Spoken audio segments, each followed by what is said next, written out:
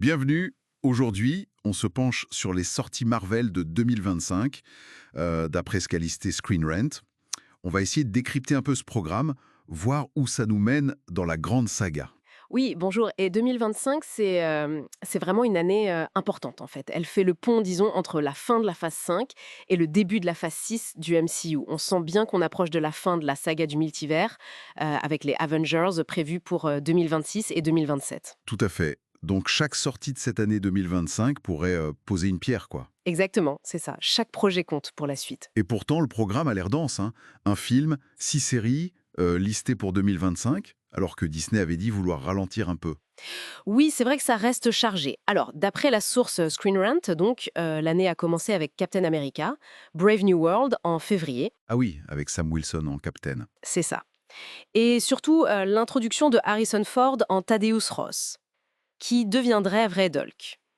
Et ça prépare assez directement Avengers Doomsday, visiblement. Hmm. Red Hulk par Harrison Ford, oui, ça promet. Et juste après en mai, Thunderbolts, une équipe un peu différente. Oui, carrément différente. Des anti-héros, d'anciens méchants comme Yelena Belova, Bucky Barnes, face à une menace appelée The Void. Et apparemment, d'après la source, le film a été très bien reçu, genre un des mieux notés depuis un moment. Intéressant. Ça montre peut-être un appétit pour ces personnages un peu plus gris, non? Tout à fait.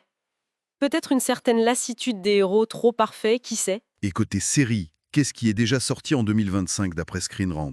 Alors, on a eu Your Friendly Neighborhood Spider-Man fin janvier, une série animée en 2D qui a été acclamée, semble-t-il, une version alternative de Peter Parker au lycée. D'accord. Et puis le gros retour, Daredevil, Born Again en mars. Ah oui. Mhm. Le retour de Charlie Cox en Daredevil, Vincent D'Onofrio en Kingpin. Très attendu. La source précise qu'elle est classée TVMA, donc plus adulte, et saluée comme une des meilleures séries Marvel Studios. Hmm. Bon point pour les héros plus terre-à-terre alors. Absolument.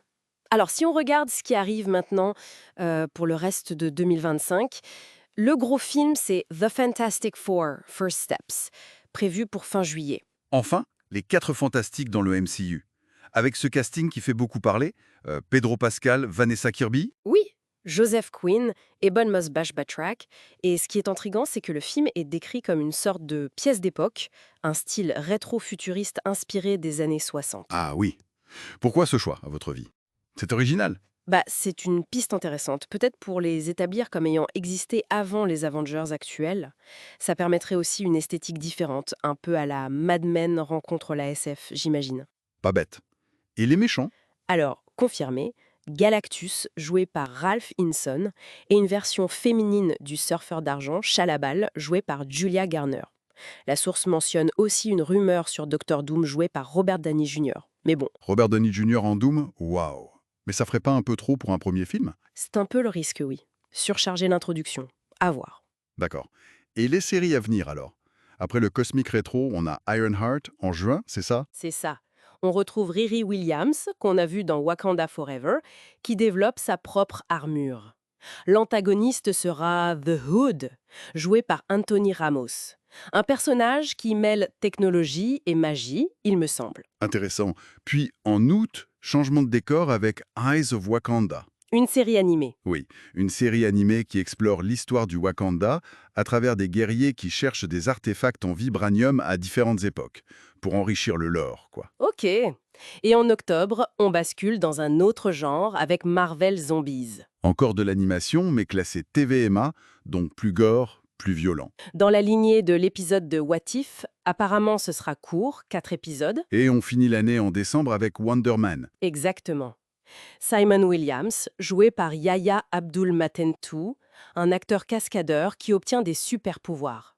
Et, détail amusant, Ben Kingsley revient en Trevor Slattery. Ah, Trevor, décidément. Une série de 10 épisodes, celle-là. Voilà. Bon, si on récapitule. 2025, c'est vraiment l'année de la diversité qu'est Marvel. Un gros film d'introduction, des retours très attendus en séries plus sombres, des nouveaux venus, beaucoup d'animations avec des tons variés. C'est exactement ça, une palette très large. Et tout ça, ça doit bien converger quelque part, non? Bah oui, logiquement, vers la grande conclusion de la saga du multiverse. Le défi pour Marvel, c'est de réussir à lier tout ça de manière cohérente, sans perdre les spectateurs et en maintenant la qualité. C'est un sacré numéro d'équilibriste. Éviter la fatigue Marvel, comme on dit. Précisément. Tout en construisant l'attente pour Doomsday et Secret Wars. Ce qui nous amène à la question finale. Avec tous ces héros, anti-héros, menaces cosmiques, magiques, zombies même, qui s'ajoutent avant la fin annoncée, comment est-ce que toutes ces pièces vont s'assembler de façon satisfaisante? Est-ce que Marvel va réussir à jongler entre la quantité et la qualité pour nous offrir une conclusion mémorable sans nous saturer complètement? C'est la grande inconnue. Et tout l'enjeu des années à venir pour le studio.